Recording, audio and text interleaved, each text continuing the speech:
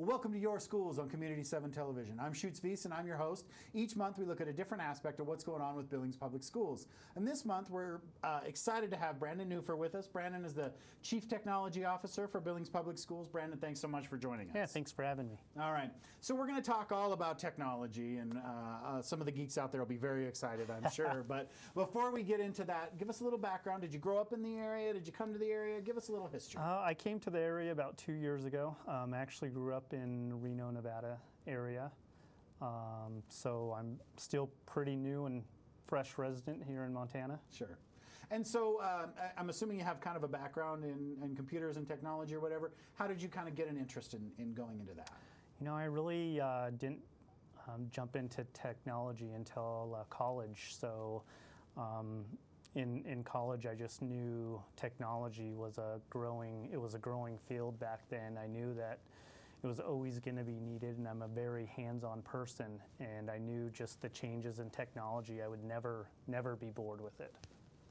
So then, did you, when you came here, did you come to work for Billings Public Schools, or were you working for somebody else in the community before you came to work for BPS? I did. I came here working directly for Billings Public Schools. Prior to coming here out in the Nevada area, I was actually a government contractor. So I worked with government contracts for the last 13 years, managing contracts, working IT with the company. And so what kind of drew you to come into Billings and working for the public schools here? Well, my twin daughters and their mother moved here a couple years ago, and they're about a year out from going into high school, and it was just a good time for me to come and be closer, and this job opportunity opened up, and it was a perfect fit. All right, good deal. All right, let's talk a little bit about the information technology. Tell us a little bit. What is your role within Billings Public Schools? What does information technology do for Billings Public Schools? So I'm the Chief Information Officer. I oversee technology for the district. I get to lead an awesome team of 32 computer techs, not really computer techs, but techs in the technology field, and we manage technology for the entire district. All right, and then walk us through what that means to a teacher and the students in their classroom. What does it mean for your department to interact with what's going on in the classroom? Well, we support all aspects of technology, so we ensure that the classrooms are getting network and internet access, their computers are working, iPads, the classes that have iPads, the software on the computers and iPads are working. So we're really that level that ensures that when it's in the aspect of technology that things are working so that students can learn. Now, what about on the administration side? What kind of IT stuff are you doing for the administration so they can administer those schools? Well, we support a lot of the same stuff: the computers, the phones, software. So we oversee Power School and provide administration to Power School, the business side portions of software to make sure payroll's getting out, all the business side is still working. All right. What are maybe some of the aspects of the information technology that aren't maybe necessarily obvious to folks? I think it's pretty common now that I go to work, I have a computer, and if I have problems with my computer, I reach out to the IT guy. But I'm assuming there's a lot more to making all of that work than maybe meets the eye. Sure, network infrastructure is huge. So not just within the classrooms, we're making sure everything within the building works. All the buildings are tied together, so the network, we're connected to every single building throughout Billings. We need to make sure that if one building goes down, we're able to access and get that back up. Another big aspect that we deal with are the phone systems. So we manage the entire phone system internally now. That was a big change that we came across just about a year ago. It was money-saving change, and it just allowed us to provide more support and access of the phone systems. So internally, we oversee, the internal networks, the external networks. We're overseeing the internet to get out of the school district. So it's not just in the school district, it's outside of the school district that we're also maintaining. All right. Talk to us, and let's do this pre-pandemic. Maybe walk through what is a week like in your department? What are you guys doing on a weekly basis to make sure that the technology side of Billings Public Schools is moving forward? Sure. Well, we maintain over 30 buildings, so there's technology within the school district throughout 30 buildings, high schools, middle schools, elementary schools. Support buildings, so we have facilities, we have the warehouse, the Rimrock Learning Center, so we provide support to all those buildings and all the aspects of technology within those buildings. All right, and is there a cycle to that as well? Like the school, kids go back to school in the fall, they're done with school in the spring. Is there a cycle to what you do, kind of reacting to that? Hey, I know that kids are coming back to school, so the next 2 weeks are going to be kind of crazy getting ready for that to happen. Sure. We really are a 12-month employee, so we're always working. There are slower times of the year, but in the summer, that's when school's out. That's when we try to get our big projects going. Anything that's really going to impact the students, we try to get that stuff done during the summer. On top of that, we're also planning for when school starts. So the month before school starts, we're really busy in the schools. We're trying to make sure technology is set up, technology is working. We're dealing with new accounts, new students, new technology that we got in over the summer. We're trying to get set up and working, and really just trying to make a smooth transition as school starts. And then really when school's ending, it's kind of ramping up for the summer projects of getting everything planned and really getting ready to jump into the most busiest time of the year for us, really. Sure. Give us a sense for like how big IT is. How many computers are you guys responsible for? How many iPads or tablets? Give us a sense for how big is this enterprise? Well, throughout the entire district, we manage over 16,000 Chromebooks, about 6,000 iPads, 5,000 actual computers. So that consists of desktops, laptops, staff computers. We have labs in the schools. And then we have a bunch of other peripherals in the classroom, smart boards, overhead projectors, document cameras. We're getting into smart displays.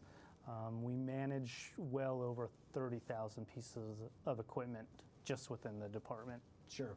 What about on the software side? How many different kind of pieces of software are you guys interacting with? Oh, there's a lot, and we're going through processes right now to kind of centralize those and reel them in. But we have our base apps and software that we use that's approved by the district, but we also have the tools and the supplemental apps and websites that are used in the classroom.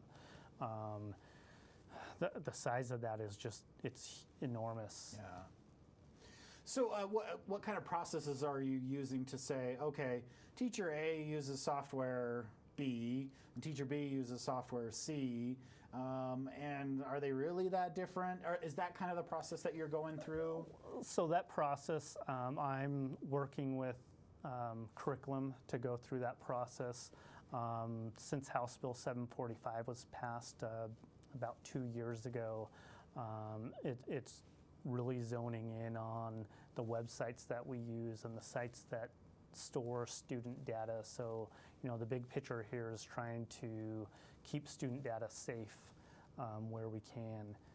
And so I work with curriculum, and we go through, and really they're looking at all the apps that are used in the classroom, and they have to line it up with the policies and the way that the school district is moving to ensure that it's it's a good fit for the classroom. Sure. As we go through that, it's fairly new. We've just been working through that for maybe the last 9 to 12 months. But as we go through that, the intent is to kind of close that gap into, using a lot of software to using some centralized software that everyone can really tap into. Sure. All right. What about, I'm sure that you guys can't buy a textbook anymore that doesn't come with some sort of online or software with it. What role, I guess, then do you or your department plays in, well, we're looking at a new history book, and can you tell us how good their software is, or do you have a role in that piece of it? I guess the major role we would have would be on the licensing side. So a lot of that is approved through the curriculum channels, and then our role would be to ensure that if it's approved, that the software is getting out and we have the right licensing for it, and it's getting the iPads or the Chromebooks are getting access to that. All right. And then let's touch a little bit on, you were talking a little bit about this, and I'm sure it has to do with the cybersecurity then with it. How big a role does cybersecurity play in what your team does day in and day out? I think it's a very big role. It's something that we're always actively pursuing. As technology, more and more technology is being used out there, the amount of technology that we've been using in the school has grown exponentially over the past couple of years, and it continues to, and we rely more and more on internet-based stuff, and that's the big target for hackers and cyber crimes. So we're looking at things on day to day. We're looking at what we can do in the future just to stay ahead of Sure. everything. Yeah. All right. I know you're relatively new to this position, so what did you kind of expect the position to be when you took it, and what have you found that, this is actually what I do day in and day out? And how are those maybe different? I think a lot of the expectations coming into this job were, for me, it was a new area going into education. I've never been in education side before, and I think a lot of the expectations was to make sure I was bringing something positive to the district, that looking into where they wanted to be in the future, that I was leading the department that way. Yeah. Really looking at it now, what I was most surprised in is the size of the district. It's huge, and we continue to grow, and the good thing about it is it keeps me busy. Yeah. We're never bored in technology. There's always new things coming along, and we're trying to stay up over the curve to keep things up and running. Yeah.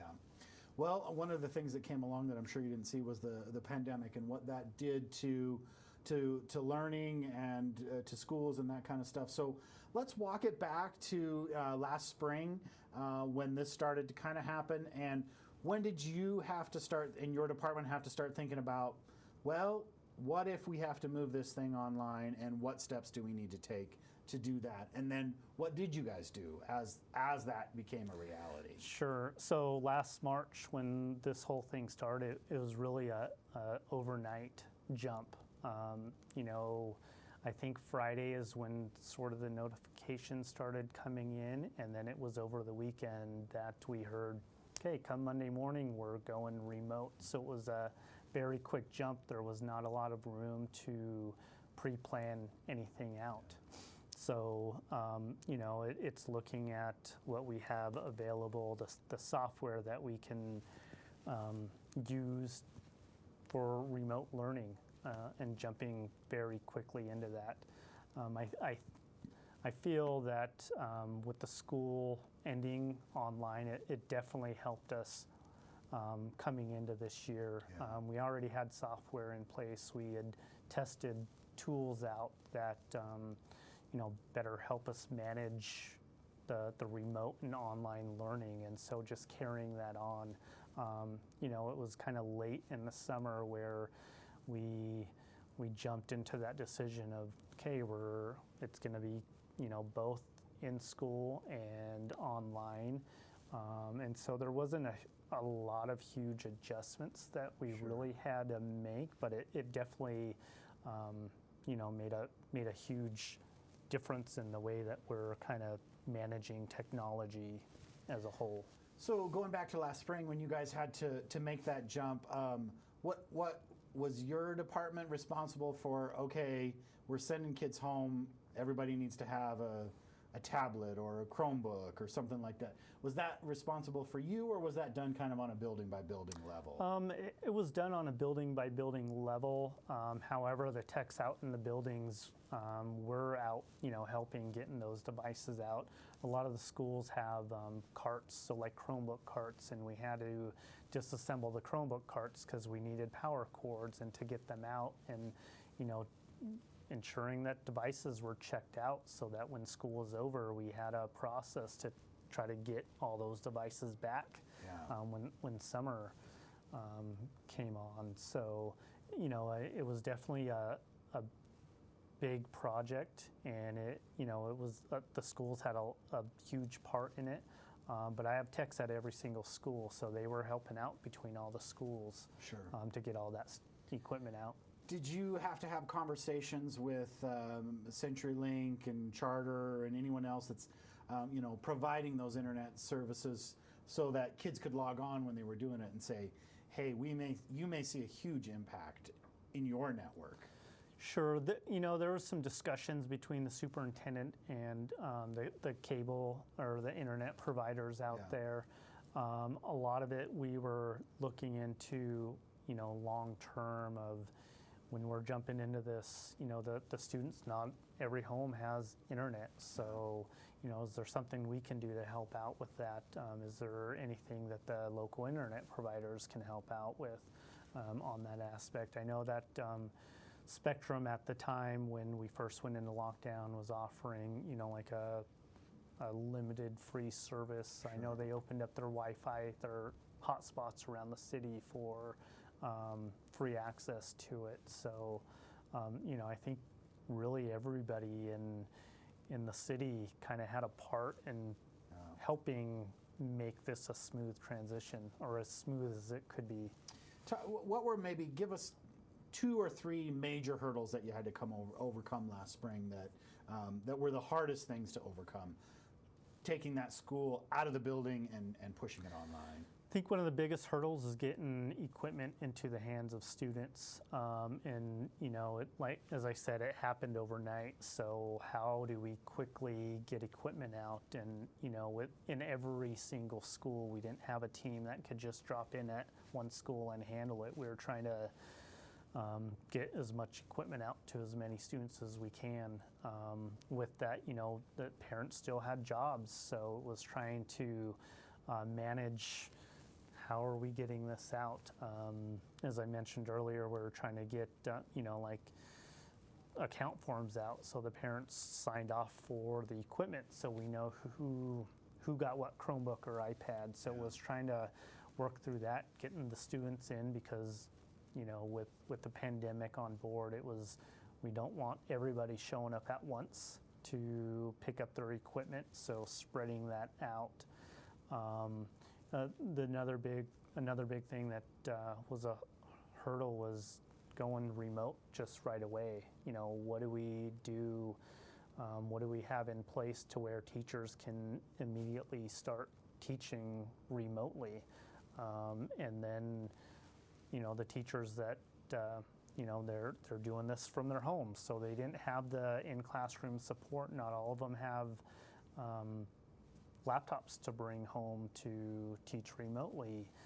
Not all of them have internet at their home, so all the tools that they had in the classroom, trying to figure out a way to make everything work. And then another big hurdle is just the support, the technology support at home. It's a lot easier to support technology when you're in the classroom and you could be there and you could see it and touch it. We're trying to help support everybody at their home who, not everyone picked up school issued devices. So, when there was technology issues, it could have been their own, personal devices. It could have been us. There just opens up a huge window of what could be wrong. What do we need to fix in it, and how do we fix it? Yeah. What would you say has probably gone better than you would have necessarily expected about maybe even not even like spring or this fall or whatever? What's gone better and you're like, oh, I know this is going to be a big pain in the butt. Turned out it wasn't so bad. Sure. I think overall as a whole, just remote and online learning has been going great. We have a lot of issues and we hear of a lot of things coming up, but as a whole, it's been going pretty good. We're busy and we're supporting remote learners the best that we can, and there are a lot of day-to-day issues. But I just feel that the overall remote learning experience, technology-wise at least, has gone pretty smooth for what we've had to deal with. Sure. Is there any special technology you have to use for some of those specialty classes, like an art class or a music class or something like that? Or beyond, okay, well, you got a Chromebook or you got a tablet. Sure. Are there other special technologies? Because this is kind of a specialized class. Right. So as far as I understand those classes, so we're using Zoom as a tool for the teachers to connect with the students out there. I know in the music classes, some of them are using certain apps and stuff to work with the kids, just so it's not just video to video. Right. So most of the technology, really outside of the Chromebooks and the way they connect with the teachers, are going to be those apps that they're finding out there that are going to help the students succeed and do better with those classes. Sure.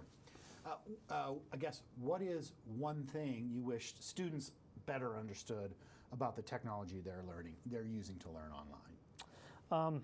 If I could go back, again, it was a quick jump. So, we use technology in the classrooms every day, but using it in a remote setting, it was just learning it's jumping in there right now.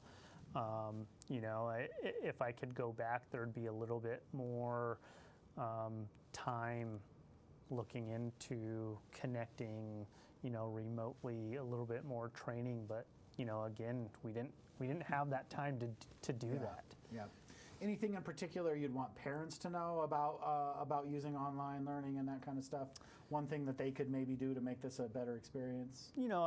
I really think just like parents supporting their students in class, it's equally important for the parents to support their students via remote. I think it very well could be a bigger learning path to go through class, remotely. You don't get that, in-person correspondence going.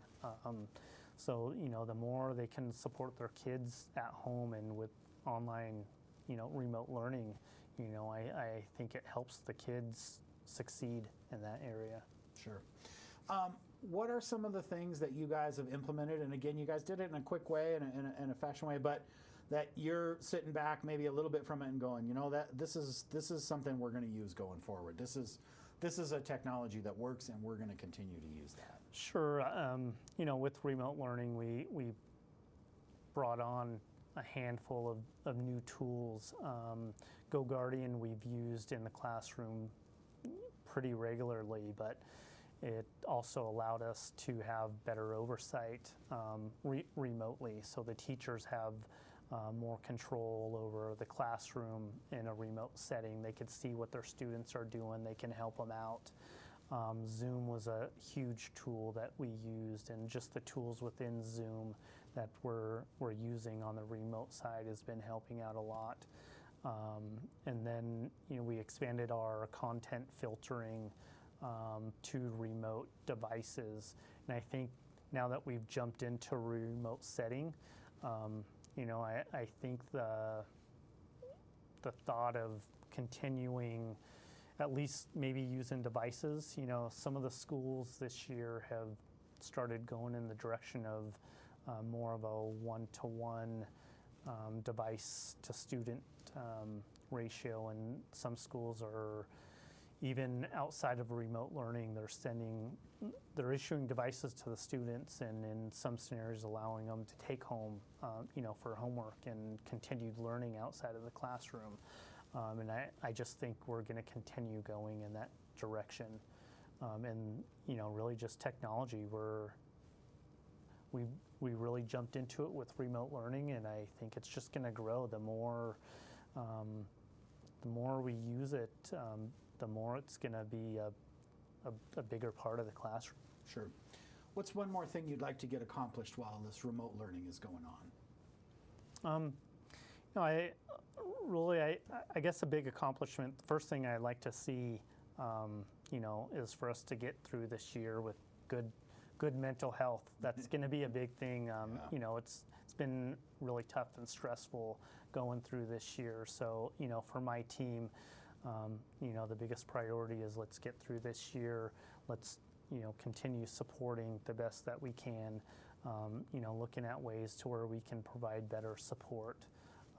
And then really after this year, whether we're continuing with remote support or not, is just really growing the department and being able to provide better, quicker support to the staff in the district. All right. A lot of what we're doing is what you just said, just trying to get through the next few months, Sure. and with the light at the end of the tunnel. But given that, your answer might be, I just want to get through the next 6 months. But what do you see coming as far as IT for Billings Public Schools in the next 3 to 5 years? What's on the horizon that are big projects that you guys are going to need to tackle? We're always looking at expanding the network. As technology is growing in the classroom, we need to ensure that it's working and it's working well. So, we're looking at expanding the network. We've gone through all the elementary and middle schools as far as network upgrades. In the next couple of years, we're looking at the high schools to bring their network up to par and getting them good, solid network to run all the technology in the schools. And then, really growing technology. We're going to be using it more. Every year we use technology more and more, and really to ensure that we're able to supply that for every single student. We have a lot of equipment out there, and we have to look at really the security side. That's a big topic that I focus on, is the security side, and making sure that we're keeping equipment updated and we're refreshing equipment and really keeping up with the times. And a lot of that is we need to for the security aspect of it. Sure. All right. Well, Brandon, thanks so much for coming on. Thanks for all you do and all your team does to get the technology working for the students that are out there so that they can learn the best they can. So thanks for all you guys do. Thanks for having me. You bet.